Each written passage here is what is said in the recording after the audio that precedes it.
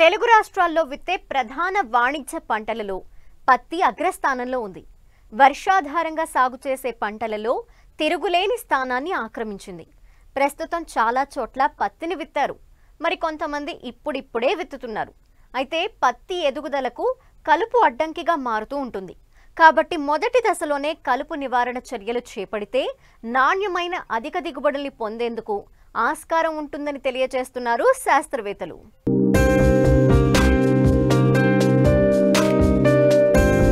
తెలంగాణ రాష్ట్రంలో పత్తి పంట సాధారణ విస్తీర్ణం 50 లక్షలు. వర్షాధారంగా పండే పంటల్లో అన్నిటికంటే పత్తి సాగు ఆర్థికంగా మంచి ఫలితాలను అందిస్తూ ఉండడంతో రైతులు ఈ పంట సాగుకు అధిక మక్కువ చూపుతున్నారు. దీంతో తెలంగాణలోని మొత్తం సాగు విస్తీర్ణంలో 40% విస్తీర్ణాన్ని పత్తి పంట ఆక్రమించింది. గత 3 సంవత్సరాలుగా ఈ పంట విస్తీర్ణం సాధారణ సాగు విస్తీర్ణాన్ని మించిపోతోంది. ప్రకృతి అనుకూలిస్తే రైతు ఎకరాకు 10 నుండి 15 క్వింటాళ్ల దిగుబడిని నమోదు చేస్తూ ఉండడం, మద్దతు ధర ఆశాజనకంగా ఉండడం వల్ల రైతులకు అన్ని విధాలుగా పత్తి సాగు అనుకూలంగా ఉండడంతో ఈ ఏడాది ఏకంగా 70 లక్షల ఎకరాల్లో పత్తి సాగు విస్తీర్ణం పెంచేందుకు వ్యవసాయ శాఖ కృషి చేస్తోంది.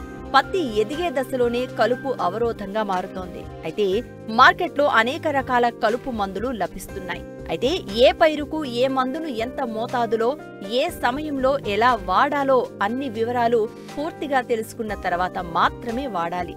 సిఫారసు చేయని, పూర్తి వివరాలు తెలియని కలుపు మందులు ఎట్టి పరిస్థితులలో వాడకూడదు. అలా వాడితే కలుపు నిర్మూలన సరిగ్గా జరగకపోగా కొన్ని సందర్భాలలో పంటలకు కూడా నష్టం వాటిల్లే ప్రమాదం ఉంది. తొలి దశలో పత్తిలో ఆశించే కలుపు నివారణ చర్యల గురించి రైతులకు తెలియజేస్తున్నారు కరీంనగర్ జమ్మికుంట కృషి విజ్ఞాన కేంద్రం శాస్త్రవేత్త మహేష్. పత్తి అనేది మనకు 2017-18లో చూసుకున్నట్టయితే దగ్గరగా 18.25 లక్షల హెక్టార్లలో సాగు చేయడం జరుగుతుంది. ఈ పత్తి సాగులో మహారాష్ట్ర మరియు గుజరాత్ తర్వాత మన తెలంగాణ 3వ స్థానంలో ఉంది.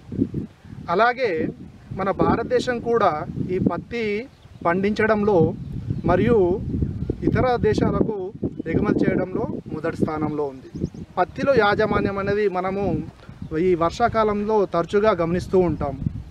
దానికి గాను మనము ఈ పత్తి విత్తే ముందు 3 నుంచి 4 రోజుల ముందు చివరి దుక్కిలో ఫ్లూక్లోరానిన్ లేదా పెండుమిథాలిన్ని మనము 1 లీటర్కి 6.5 ml వచ్చే విధంగా కలుపుకొని దాన్ని పిచికారి చేసిన తర్వాత చివరి దిక్కులో కలియ దున్నినట్టయితే మనకు ఈ కలుపు నివారణ అనేది సమర్థవంతంగా ఉంటుంది.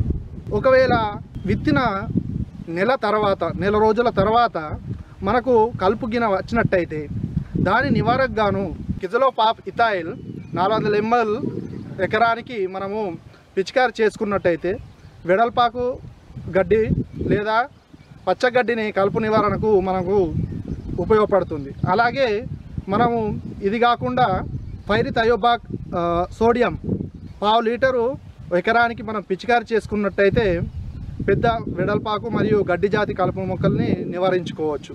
ఇది కాకుండా ఒకవేళ మనము పత్తిని అంటే 6 నుంచి వారం రోజుల ఒకసారి గొర్రుకు పట్టడం కానీ అంతర్కృషి చేసినట్టయితే ఈ కలుపు నివారణని మనము సమర్థవంతంగా నివారించుకోవచ్చు.